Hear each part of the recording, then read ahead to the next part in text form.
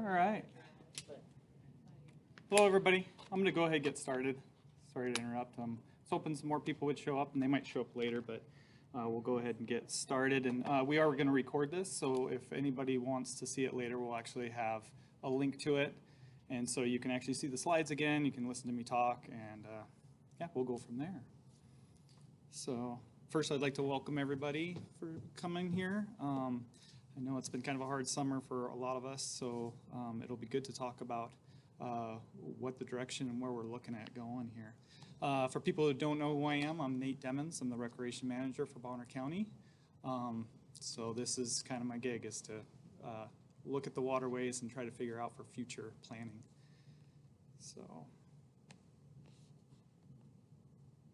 So just the rules of the meeting, I just want to kind of emphasize that this meeting is about the process and procedure in implementing regulatory buoys. So to keep this meeting on track, I want to kind of stick on that focus, make sure that we don't try not to divert from other topics. The other thing is, I know it's been an emotional summer. I've gotten a lot of emotional emails and everything like that, and I really just want to let's try to keep our emotions at bay and just keep it as professional as we possibly can. Please refrain from asking questions till after the presentation, and then I'm totally encouraging feedback and questions and comments, and we can discuss all these matters a little further. So why are we here? So when I started last year, it's been about almost 18 months now, we had no system in place for actual applications for buoys. Basically, you would call or apply to me or the other recreation manager.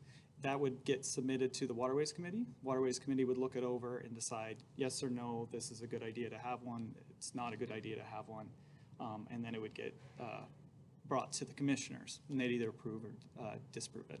But there really wasn't a system, there wasn't really a justification of why are we putting regulatory markers out there. Why does this place get one, or one that's in front of here, and why does this person not get one? There just wasn't that system. So what I started looking at is we needed to look for a consistent plan, something that consistent approach. So if someone calls me and says, hey, I'm concerned about my area, I'm looking to do something about it, I can tell them what we can do and where we can go.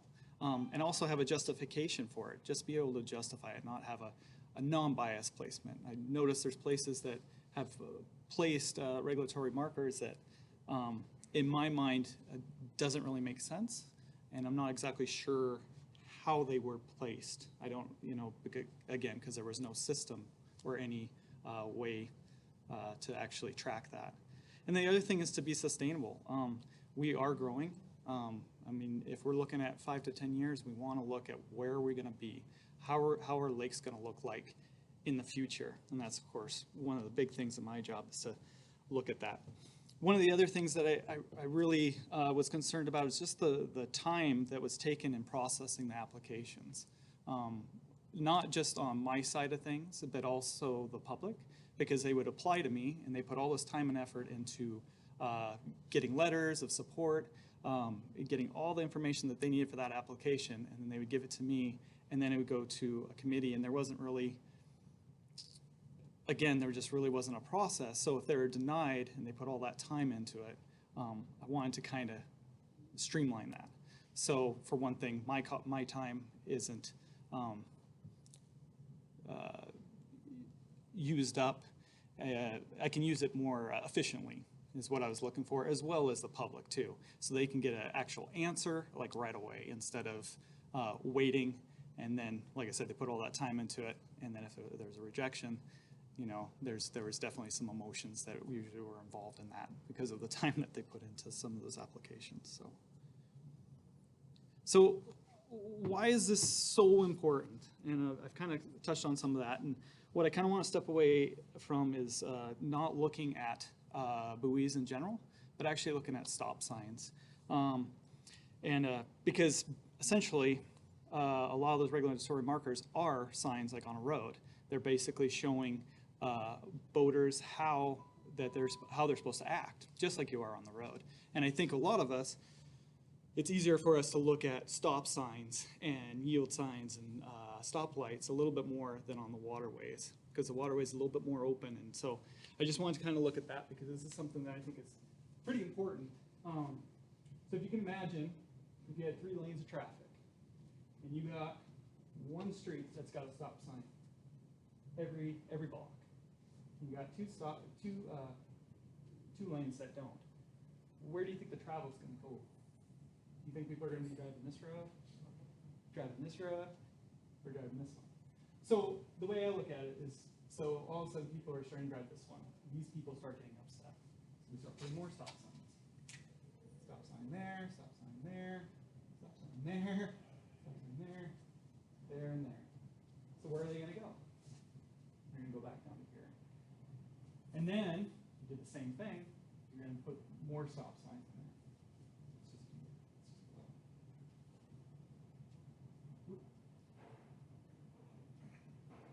And what you find is that what happens is that people start, because they still want to go that way, they start ignoring those stop signs. They start basically looking at them as they are unwarranted stop signs. And so what happens is people just start rolling past them. Now, if you take this, let's say you got a major street here, you put a stop sign there, you take all these ones away, what do you think happens to the traffic? They start obeying those stop signs, and they start looking at that.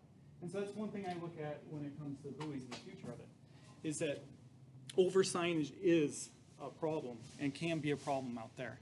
The more regulatory markers that we have out there, the more people will start ignoring them. If you have a line of 10 to 15 on one side for a mile, I can guarantee you most people aren't even going to look to see what that regulatory marker is, which can be a problem, because it could be a danger regulatory marker. It could be a swim area. It could be something else, and people just don't pay attention. So it's something that is of concern.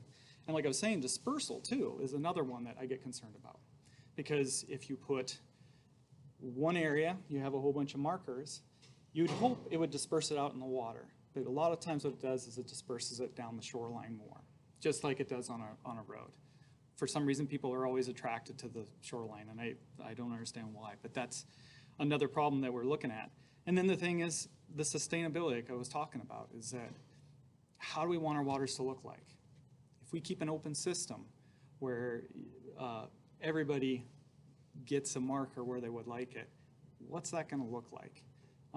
And in 5-10 years, you can kind of imagine what that might actually look like in there. So where are we at right now? So to kind of give you an idea of where we're at right now, I looked it up. I found 133 known permitted regular markers on the lakes and rivers, and that's mainly Bonner counties. There are some grandfathered ones that I couldn't find, but I know they're out there. There are also definitely a lot of people that put unpermitted markers. Doesn't seem like a lot, because that's 133 on 3 lakes, the Priest Lake, Pend Oreille Lake, and the river. This year, I'm applying for 7 more buoys. 2 are going to be educational buoys that are basically going to be placed in front of a Forest Service launch for public, so public will be able to see them. 2 are for a public swim area. 2 are for danger buoys, and 1 is a channel marker, which is a line of sight buoy, because it's actually a place that we're looking at maybe putting a light at some point up at Priest Lake. So that makes 35 new buoys in the last 3 seasons. I put in 4 the year before, and then my predecessor before that did the 20, whatever that is, the 24 or whatever the number is, 28.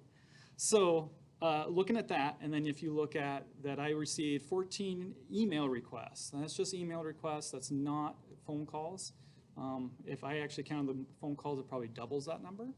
And most of those people are looking for 2 to 4 buoys, not just 1. They're looking for 2 to 4 in front of their place. So if you can think 14 email people to, let's just say 2 buoys, that's 28 more buoys a year. In 5 years, we're looking at expansion, or what's the word I'm looking for? Exponentially, thank you, of growth of having these buoys out there. Now to give you another picture of how my crew, when we put them out, we usually put out and take out about 88 of those buoys a season. It takes us, for 1 day of work, we can do about 10 buoys at a time. And that's if the weather's good. So right away, we're already looking at 2 weeks in the spring and 2 weeks in the fall of just doing buoys, and that's it. If the weather's bad, that can go up to even more. So if you start adding more buoys, then that gives us less time to do our other things, which is boat ramps or the lights or all the other stuff that we do, which is quite a bit when it comes to the facilities and everything. So that's why this is important. This is where we're at right now. And so again, looking at how are we going to sustain this through the future. So what are we doing about this? So beginning last fall, we actually brought a subcommittee together and we started making a paper. And that paper is out there. If you haven't got it, I would recommend you get it. You can read it. But we went through a lot of things. And the biggest one was our mission statement was the first thing. And that was to provide a comprehensive plan for buoy installment education that will encourage safe boating habits for the recreational public while minimizing signage, promoting lake aesthetics, and sustaining that economic feasibility. And this is really important because when we do our criteria and everything like that, this is what we kind of base it on. Now we went through with the mission statement. We actually came up with goals and objectives, and I'm not going to go through that now because that was a whole presentation in its own self. But we went through goals, objectives. We came up with like 5 different alternatives of what we could maybe do here, and in those 5 alternatives, we actually came up with 2 preferred alternatives. All those alternatives were rated with these questions that are up here. So we looked at, does this alternative encourage safe boating practices? Does this alternative minimize signage on the waterway and promote lake aesthetics? Is this alternative a sustainable and economic feasible plan? And does this alternative support our goals and objectives? And what we came up with is actually 2 preferred alternatives. One was the Bonner County alternative, which basically says Bonner County is going to make the decision of buoy placement and there will be no applications, basically, where you're just going to say it. And this alternative has actually been implemented in Kootenai County, a version of this. They have been so inundated with so many applications and everything that they finally said enough is enough, we're not going to accept applications. And the reason was because there was just so many people doing it. So now for people that want to, they can try to go to IDL, but IDL is not, Idaho Department of Lands, if you don't know, IDL is. But they are not basically accepting any applications when it comes to markers. The other alternative that we thought of was the Bonner County evaluation process alternative.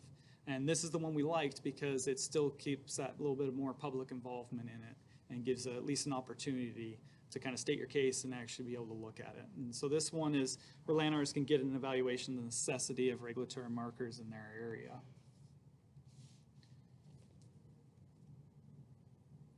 So this preferred alternative, kind of how it would work is that using these guidelines and standing operating procedures, and we're going to go over that, the valuation criteria, the Bonner County will place buoys in locations that meet those parameters. The parameters or criteria are going to be placed on the Waterways website for public to view, so you can actually go and look and say, even if I'm in the running for having something there, or is it something that it's kind of a wash that's probably not going to happen. If persons feel that they meet these parameters, they can submit to have their waterway evaluated. And so that would be like the Marine Sheriff or my crew would actually go out there, look at the property. Some of this we can actually do on Google Earth and stuff like that, but other stuff we're going to have to go out there and look at it. But we'll actually have an evaluation form that we will be checking boxes and that we can sign and everything. So you'll have something that shows you why or why not. And it keeps that consistency, having that justification, and hopefully some sustainability in our placement. So if approved, then an application can be submitted to the Waterways for approval. If it's declined, we did have a kind of a safety net that you could go to the Waterways Committee and do that. I can guarantee you probably at that point it probably is going to be a moot point, but we did want to keep that in there as kind of a safety net and just to give people another chance at looking at it or having it looked at. So this is kind of what we've been looking at. This is a draft evaluation criteria. Now, this would be something that the Marine Sheriff would be filling out, or the Waterways, my crew would be filling out to, if you had your property evaluated.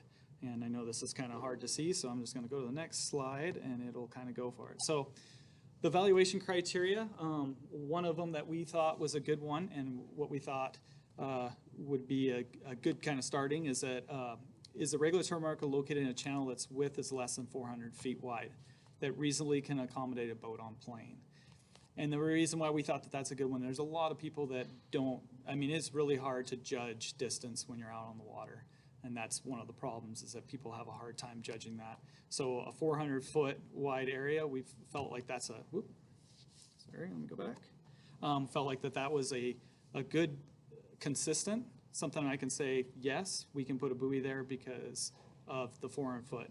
So it's justifiable, and it's pretty sustainable because our waterways, there isn't that many places that have that. But we felt like that's a good place to actually place a buoy. Is the regulatory marker located on a river bend or on a lake point where the natural flow of boater traffic is drawn inward? We believe and we understand that a lot of times the navigational right-of-way can get drawn in that way, especially on points and everything like that. So what we were looking at is that this would be a good place to maybe place a regulatory marker. I also feel, though, that when it comes to a regulatory marker on this, is that sometimes we put no wake buoys where I actually think there should be channel markers. And channel markers are basically that, is their line of sight. And so I think sometimes, and I would like to almost change this, is that sometimes we do put buoys where it's not really a no wake zone, but it is a place that gets cut off. And so it does require to have a buoy there, but a different type of buoy. Basically what that would do is help the confusion of a lot of people of seeing the same buoy all the time too. A lot of times it becomes a mute point. It's the same thing. It looks all the same. So they don't know the difference between it. So, and then do natural or man-made structures exacerbate the issue, causing concern, and does the area pose a realistic danger? And of course, if you got all those three yeses, then that would be something that we would be considering putting a buoy. I went again. Okay. The next one is the regulatory mark located in a public area, defined by having more than 50% of the boating facilities available to the boating public as a first come, first served basis, and have one or more public facility. So one of the things that we did look at and understand is education is probably one of the most important things out there to try to let people know that what the wake zone is, what our regulations are. And probably the best place is on public launches when they're coming in and out, where they have to go by something. And so we realize that if you put a regulatory marker in that area, that would be a good thing. And I almost think it's maybe not one that just says no wake on it, but we need to be putting markers that actually say no wake 200 feet, actually have the meters, because we get a lot of people from Canada up here, and actually have a signage on it. We also, Lindsay brought it up to me of painting it on the ramp itself. So when they're leaving, we can actually put it on there. And that's something we're also kind of looking at, is maybe putting some more signage to let people know kind of what the more the regulations are for this. And then the next one is the regulatory marker area determined by Bonner County Marine Patrol as a congested area. With this one, we realize that this one's probably a harder one to make a consistent effort, justification, and try to put it in that. So that's why we've made it so you have to have more than one criteria. So because you could have a congested area in the middle of the lake, you get enough people in there, it can still be a congested area. But now you put that congested area with a turn, where you got a blind corner, now we're having kind of a serious issue and need to probably put something there, a regulatory marker. And so what this would be was something that we would probably go out there, actually record and see what the likelihood and what's happening there. Does the area pose a realistic danger to boaters and public safety, and a regulatory marker will mitigate the threat? So this one's kind of the catch-all for the Marine Patrol. or for my waterways crew is that if we do find something that is a realistic danger out there, that definitely needs to have that and have to mitigate. But the thing is it has to be able to be mitigated by that regulatory marker. A lot of times we'll put them out there, and I don't know if it really mitigates it per se. So this is one of those ones that you would have to make sure that you would have a reason. You have to write it down why you would have chose this one. Again, we're trying to keep that consistent, having that justification, that sustainability for it. One of the things that we also mentioned in this that I'll read to you is regulatory markers are a safety apparatus. We get a lot of calls about erosion, and I understand that concern. It's happening to us all, even our ramps and everything like that. But a regulatory marker is a safety apparatus. It is not designed and is not for erosion control purposes. It's just, I honestly don't know if it would really work, but we do get a lot of those questions, and so we want to make sure that we're voicing that we understand it, but it just is not something that we can actually put it. If we did that, it would be the same thing. We'd be getting this kind of pattern going on with the roads, like we were talking about. Aesthetics is important to Idaho State as well as the county standpoint. So we wanted to also kind of limit to that 4 regulatory markers permitted by Bonner County can place within a linear mile. And we're trying to keep that sustainability down. Now, of course, that changes when it becomes a safety reason or educational purpose. But what we're looking for is definitely trying to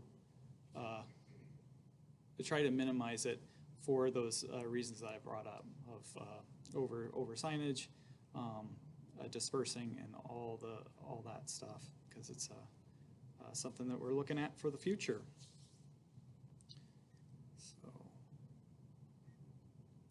So in conclusion, and we'll talk a little bit more after this about things, is that we are looking ahead towards the future and a plan that is consistent, so I can give you guys an answer to all the questions, to have a justification and actually have a sustainable approach for the next 5-10 years.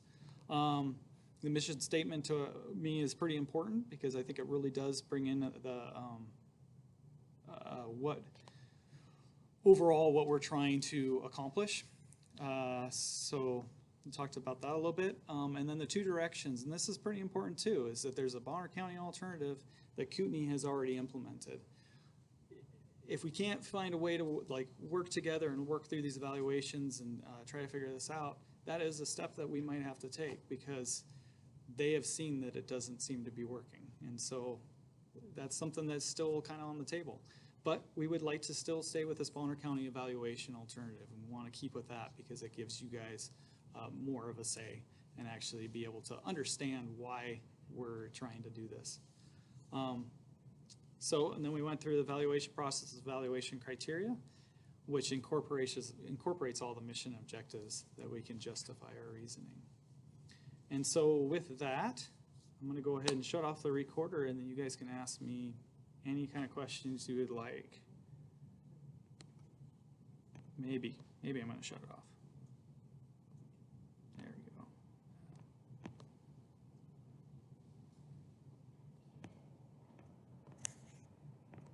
Or maybe not.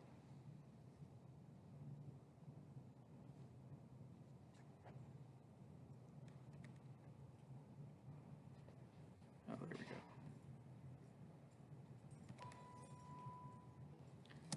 Pardon me.